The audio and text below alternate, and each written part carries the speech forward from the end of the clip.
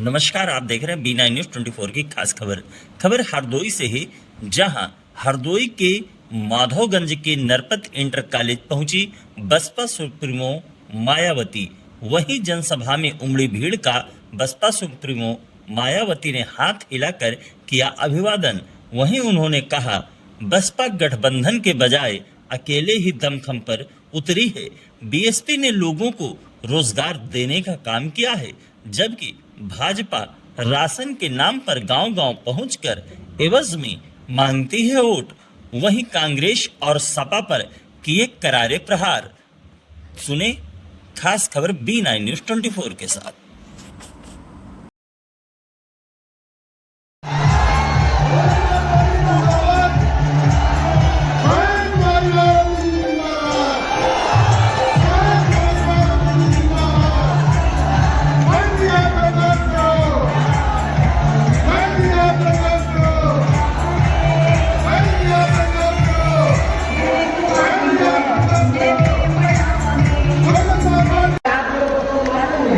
मैंने बार ये कहा है कि हमारी पार्टी गरीब और मजदूरों की पार्टी, हमारी पार्टी दूसरी पार्टियों की तरह बड़े बड़े पूंजीपति और धनाढ्य से पैसा लेकर न पार्टी का संगठन चलाती है, न चुनाव आदमी लाती है। इसलिए हमारी पार्टी चुनाव के भी और सत्ता को चलाने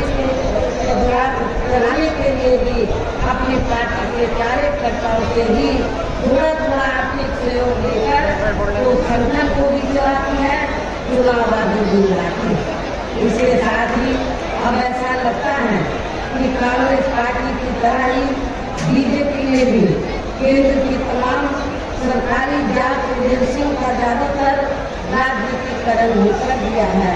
इसके अलावा देश के किसान वर्ग भी वर्तमान बीजेपी की सरकार ने शुरू से ही अपनी विभिन्न समस्याओं को लेकर काफी ज्यादा दुखी व परेशान रहे हैं और अभी भी है। जबकि यूपी में 4 बार हमारी पार्टी के लिए सरकार ने इनके हितों का भी हर स्तर पर विशेष ध्यान रखा है।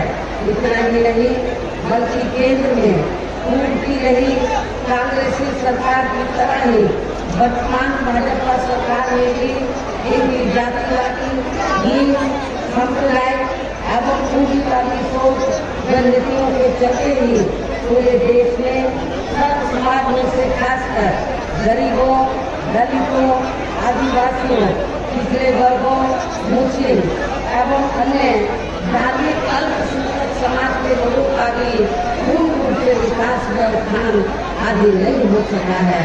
और इस संदर्भ में जैसे आप लोगों को ये मालूम है कि पूरे देश में यहाँ दलितों, आदिवासियों एवं अन्य पिछड़े वर्गों का सरकारी नौकरियों में वर्षों से अधूरा पड़ा आरक्षण का कोटा भी अभी तक पूरा नहीं भरा गया है। विशेषकर SC व ST वर्गों के सरकारी कर्मचारियों का पदोन्नति में आरक्षण भी अब काफी हद तक प्रभावहीन बना दिया गया है।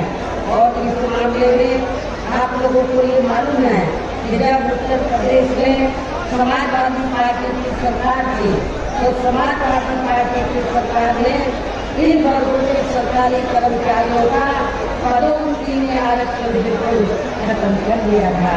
साथ ही केंद्र व राज्यों में भी विरोधी पार्टियों की नई सरकारों ने इन सभी वर्गों को प्राइवेट सेक्टर में आरक्षण दिए जाने की व्यवस्था किए बिना ही इनकी सरकारों के ज्यादातर सरकारी कार्य अब प्राइवेट सेक्टर के जरिए ही इनके बड़े बड़े पूंजीपतियों व धनाढ्य आदि को ही दिए जाने के कारण अब इनको पूरे देश में आरक्षण का बहुत कम लाभ मिल पा रहा है।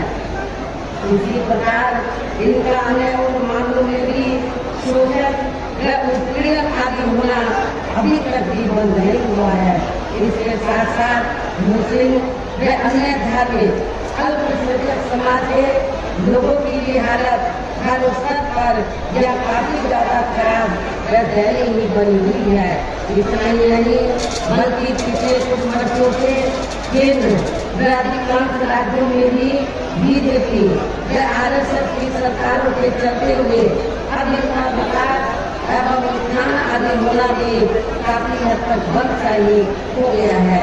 आज दिन पर खासकर हिंदुत्व की आड़ में कोई दोनों जाति भी यह काफी ज्यादा चरम सीमा पर पहुंच चुकी है।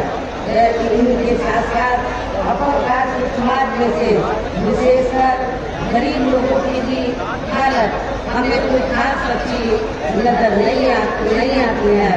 और सबसे बड़े दुख की बात यह है कि जब से यूपी में बीजेपी की सरकार बनी है तो तब से पूरे यूपी में अपराध समाज में से खासकर ब्राह्मण समाज का भी काफी ज्यादा शोषण हुआ।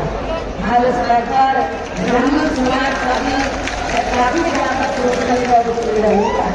ये बात भी किसी से छिपी नहीं है। इनकी गलत कृषि नीतियों के कारण किसान वर्ग भी आए दिन आंदोलित भी रहता है।